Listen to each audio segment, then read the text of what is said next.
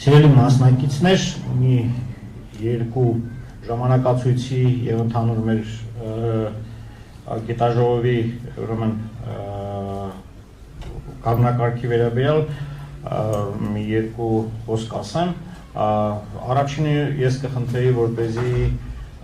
բոլորդ անջատեք բջջային հեռախոսները, որպեսզի զեկուցողներին չխանգարեն։ Մյուսը այն է, որ զեկուցողներին կխնդրեի, որպեսզի ուրեմն պահպանել ժամանակացույցը, ուրեմն 7 րոպե ելույթի համար եւ 8 րոպե հարցեր, որպեսզի մենք կարողանանք մեր նախատեսված ժամանակում ավարտել խորհրդաժողովը։ Շնորհակալություն, այժմ անցնում ենք զեկույցներին եւ առաջի զեկույցը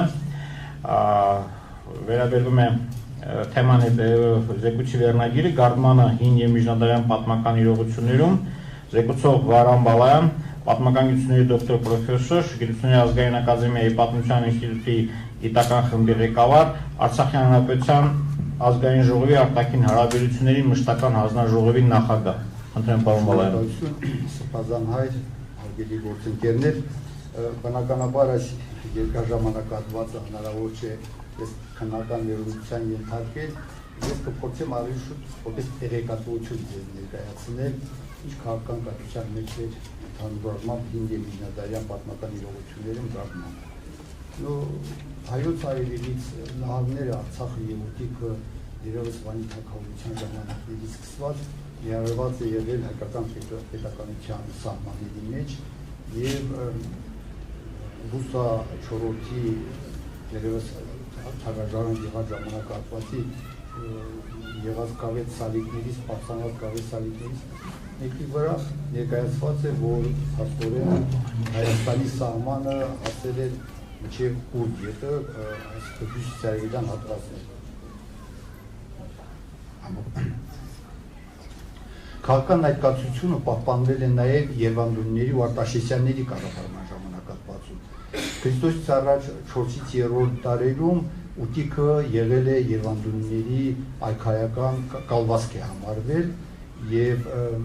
պատահական չէ, որ արդեն Տիգրան մեծի ժամանակահատվածում եւ կառուցվեց նրան ու գրող 4 քաղաքներ, նրանցից երկուսը հայոց արևելքում կառուցվեց, մեկը Արցախում կառուցվեց, մյուսը կառուցվեց Ուտիքի տվյալ բառադային Գարդմանքի, հենց պատմական Գարդմանքի տարածքում կառուցվեց այդ քաղաքը։ Ներոնի ժամանակներից Հռոմում պահպանված մարմարե դա հայտնի փաստ է քարտեզի վրա հայոց արևելից նահանգները կարևոր նահանգներ են համարում միասնական հայկական պետականության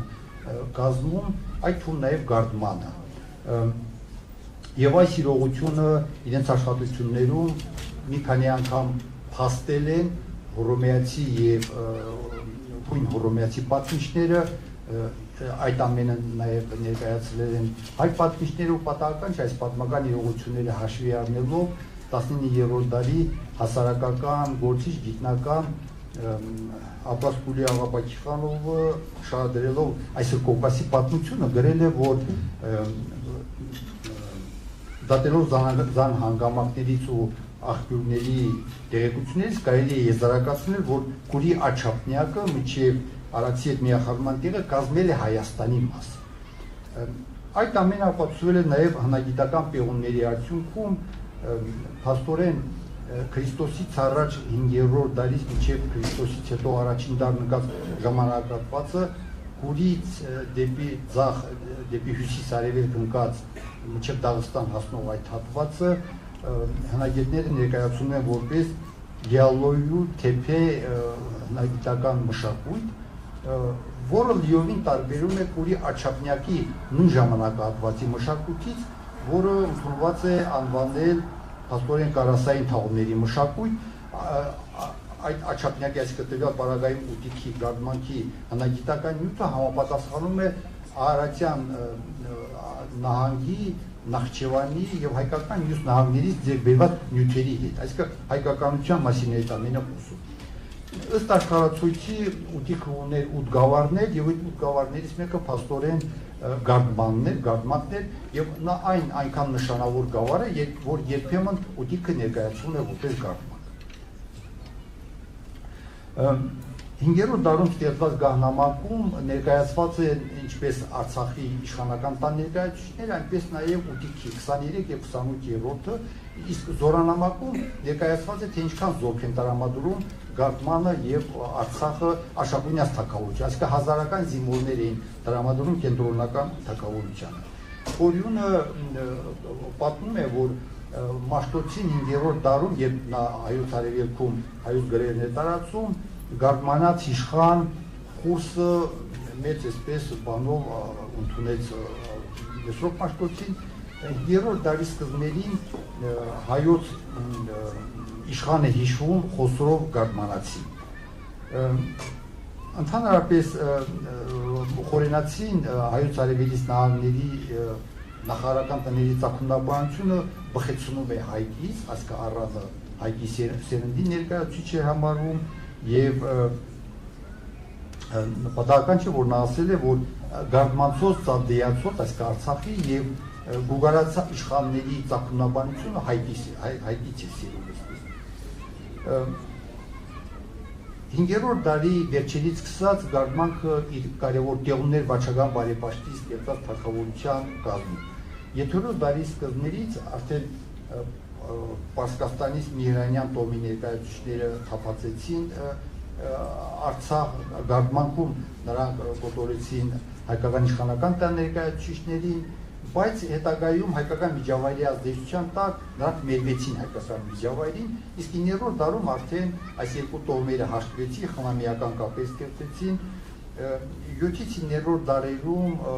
Արցախահայության հետ միասին Գարդմանքի հայությունը նույնպես պայքարեց արաբների դեմ եւ այդ պայքարը այս պայքարում Գարդմանքը ներկայացնում էր կտրիչ իշխանը, որը Բողան գերեվարեց եւ տեղափոխեց արաբական կայսրություն։ 9-ից 10-րդ դարերի արաբ աղբյուրները վկայում են, որ Պարտավից Դվին տանող ճանապարհի բոլոր քաղաքները պատկանում էին Բագրատունիներին, այսինքն հայոց արևելքը արդեն Բագրատունյաց թագավորության կազմի մեջ էր ընդգրկված եւ պիտի ասել, որ հենց Haman բարեպաշտը ստեղծեց կոնֆեդերատիվ պետությունների Բագրատունյաց թագավորությունը եւ Haman բարեպաշտի ստեղծած կամ Գրիգոր Արաշահեկի ստեղծած իշխանությունը, որի մեջ մտնում էր նաև Գարդմանքը, անմիջապես ենթարկվում էր Բագրատունյաց թագավորությանը։ Այն այնքան կարևոր դերակատարություն էր հայկական իրականության մեջ, որ Գազիկ առաջին թագավորը Գարդմանքը միացրեց կենտրոնական թագավորությանը։ Հետագայում Փարիսոցի թագավորությունը ձևավորեց այդ տարածքի վրա, Սահակ Սևադայի իշխանությունը, այնուհետև Փարիսոցի թագավորությունը եւ Գարդմանքը հետագայում կներեք ժամանակում տեղավորվելու համար շարունակեց մնալ փաստորեն հայկական միացյալ պետության կազմում, արդեն Սերդուկ թուրքերի արշավանքերի ժամանակ, աղբորների, գարակորների Գարդմանայությունը շարունակեց պայքարել իր ազատության, անկախության պահպանման համար։ Կներեք շնորհակալություն պարոն Բալայան, ժամանակացույցը պահպանելու համար։ Խնդրեմ հարցեր, ես կխնդրեի, որ հարցրողները անպայման ցույց ներկայանան։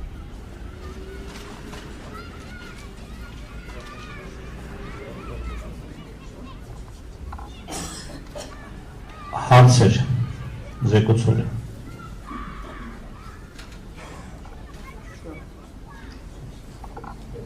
Բարձրախոսը մոտեցրեք։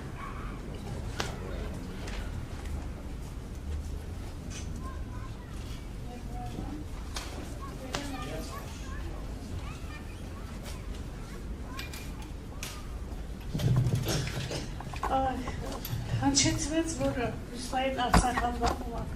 կարծում եմ, այդ Հյուսիսային Արցախ անվանումը այնքան էլ ճիշտ չէ օգտագործել Գարդմանի համար, որովհետև Գարդման ուտիքը գիտենք, որ առանձին նահանգ է, 12-րդ նահանգն է, Արցախը 10-րդ նահանգն է։ Էլ ինչպես կարող ենք օգտագործել Հյուսիսային Արցախ, ինչ կարծիք եք։ Չէ, Հյուսիսային Արցախ չեմ ասում եմ հյուսիսարևելյան Հայաստան եմ ասում։ Հա, բայց օգտագործվեց Հյուսիսային Արցախ անվանումը նաև։ Այդպեսի Չկարող, չգարմանը կապ չունի Արցախի։ Իհարկե, երբ Հյուսիսային Արցախ ասել է շատ սխալ է, չի կարելի ասել։ Եթե այդպես եմ ասել։ Ես լսեցի Հյուսիսային Չասեմ Հյուսիսարևյան Հայաստան, այդպես եմ։ Միգուցե այդպես կարելի է, բայց Հյուսիսարևյան Հայաստան, կապ չի կարելի։ Գարմանը կապ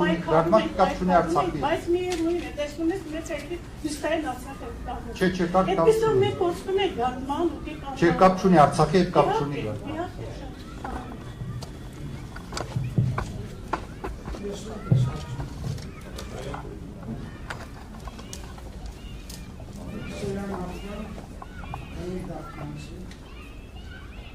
Հարցը հետևյալն է։ Մենք անցյալից վերադառնանք ներկան։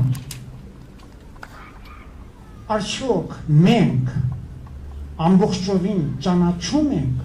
ուսումնասիրել ենք ադրբեջանական ժողովրդի էությունը, մեր թշնամու էությունը, որտեղ դա անհրաժեշտ է մեր դրության։ Խնդրում եմ որպես գիտնական, որպես այդ հարցերով զբաղվող պատմաբան, այդ հարցին շատ նոր մոտենալ եւ ինձ պատասխանել։ Ասեմ որ այսօր Պատմության ինստիտուտի կազմում ստեղծված է առանձին այդպես պրոբլեմային խումբ է ստեղծված Արցախի պատմության հիմնահարցերի ուսումնասիրում, ընդհանրապես ոչ միայն Արցախի, այլև հայոց արևելքի, այսինքն Ուրարացիան Միջագետքի պատմություն ուսումնասիրելու համար եւ ուրախությամբ պիտի նշեմ, որ արդեն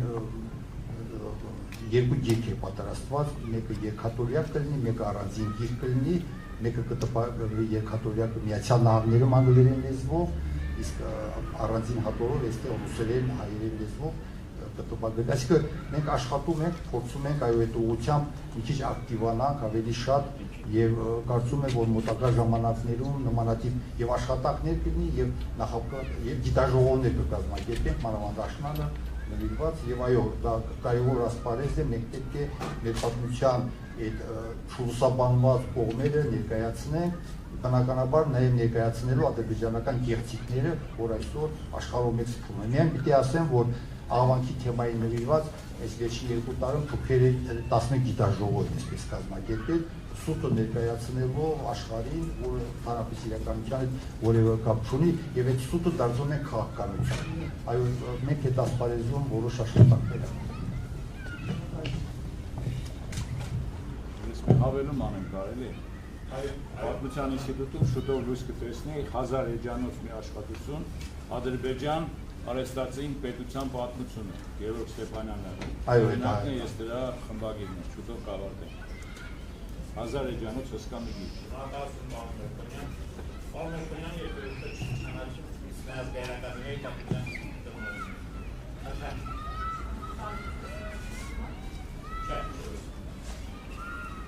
Բարև ձեզ, իմ անունը Լիլիթ Բոյաղչյանը, ես ապրում եմ Ավստրիայում, իրավաբան եմ, կրթության ժամանակ, ստեղել եմ կրթություն ստացել եւ Ավստրիայում նույնպես, միջազգային իրավունքը իմ դիպլոմային աշխատանքի բնագավառն է, ջուղում եմ գրել ու աշխատանք եմ գրել Արցախի մասին, այն ժամանակ